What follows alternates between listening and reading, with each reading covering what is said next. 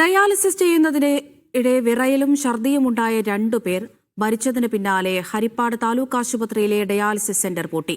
ചികിത്സാ പിഴവ് കാരണമാണ് രോഗികൾ മരിച്ചതെന്ന് ബന്ധുക്കൾ ആരോപിച്ചു. അന്വേഷണത്തിന് ആരോഗ്യമന്ത്രി ഉത്തരവിട്ടു.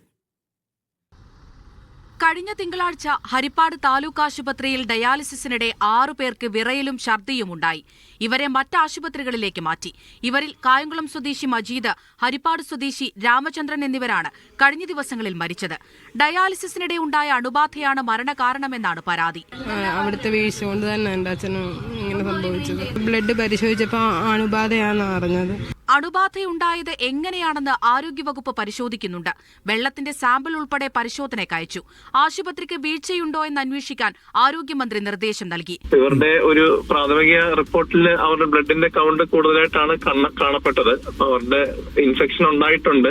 ആരോഗ്യരംഗത്തെ വീഴ്ചകൾ ഓരോ ദിവസവും പുറത്തുവരികയാണെന്ന് കെ.സി. വേണുഗോപാൽ എം.പി. പറഞ്ഞു.